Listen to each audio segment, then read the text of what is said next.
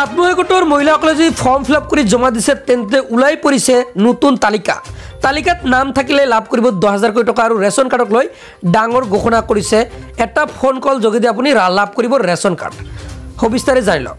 প্ৰথমটো খবৰ হৈছে ৰেচন কাৰ্ড নথকা লোকক সোণালী সুযোগ দিছে চৰকাৰে। আজিয়েই কৰক ৰেচন কাৰ্ডৰ বাবে আবেদন। ৰাজ্যত ৰেচন কাৰ্ডৰ বাবে চলি আছে অভিযান। প্ৰতিটো দুখীয়া মধ্যবিত্ত পৰিয়ালক ৰেচন দিয়াৰ লক্ষ্য চৰকাৰৰ। নতুনকৈ প্ৰায় 20 লাখ লোকে লাভ কৰিব ৰেচন কাৰ্ড। বছৰি 4 লাখতকৈ কম উপাৰ্জন কৰা পৰিয়ালক দিব ৰেচন কাৰ্ড। ৰেচন কাৰ্ড থকা পৰিয়ালৰ মহিলাই পাব অৰুণোদয় আঁচনি। 15 অক্টোবৰৰ ভিতৰত কৰিব লাগিব ইয়াৰ বাবে আবেদন। আবেদনৰ বাবে বাধ্যতামূলক হ'ব আপোনাৰ আধাৰ কাৰ্ড।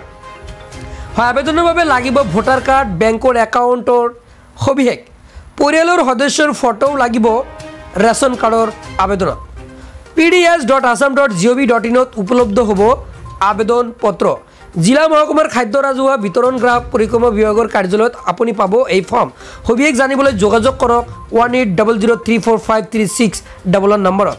1800345358 নম্বৰতো জানিব পাৰিব ইয়াৰ সবিশেষ। হয়, ৰেচন কাৰ্ড নথকা লোকক সোণালী সুযোগ দিছে চৰকাৰে। পৰৱৰ্তী খবৰ, আত্মসহায়ক গোটৰ চূড়ান্ত তালিকা প্ৰকাশ পাইছে। কেনেকৈ চাব আপোনাৰ মোবাইলত চাওক সম্পূৰ্ণ পদ্ধতি। হয়, আত্মসহায়ক গোটৰ মহিলাসকলৰ যি 10,000 টকা প্ৰথম কিস্তিৰ সোমাই পৰিব একাউণ্ট যোগে আৰু তাৰ লিষ্ট আপুনি চেক কৰক আপোনাৰ মোবাইল ফোনৰ জৰিয়তে। 1 নম্বৰত মোবাইল ফোনৰ পৰা গুগল ব্ৰাউজাৰ অপেন কৰিব লাগিব 1 নম্বৰত।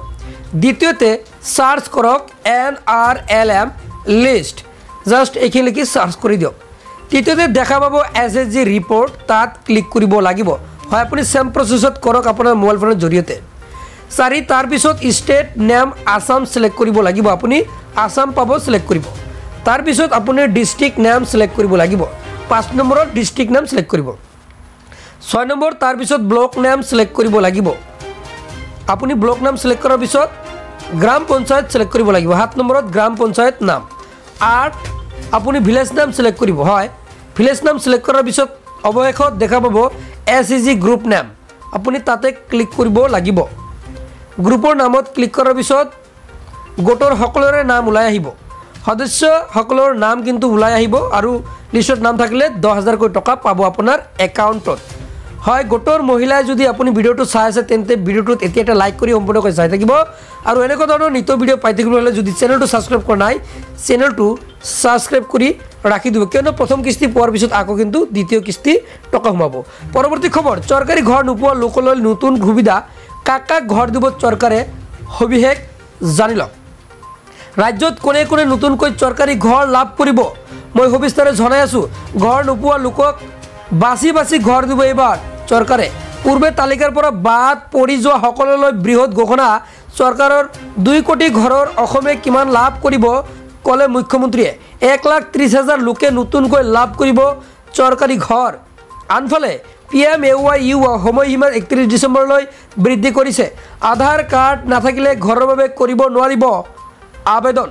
বেংকৰ পাছবুক লাগিব, আধাৰ কাৰ্ড লাগিব, পেন কাৰ্ড লাগিব, আয়ৰ প্ৰমাণপত্ৰ লাগিব, জাতিগত প্ৰমাণপত্ৰ আৰু ৰঙীন ফটো লাগিব আবেদনৰ বাবে। PMAY.MIS.gov.in ৱেবছাইটত গৈ কৰিব পাৰিব আবেদন। ৰাজ্যৰ কোনে কোনে নতুনকৈ চৰকাৰী ঘৰ লাভ কৰিব মই জনাই আছোঁ যে ঘৰ নোপোৱা লোকক বাছি বাছি এইবাৰ ঘৰ দিব চৰকাৰে। পূৰ্বে তালিকাৰ পৰা বাদ পৰি যোৱা সকললৈ বৃহৎ ঘোষণা চৰকাৰৰ।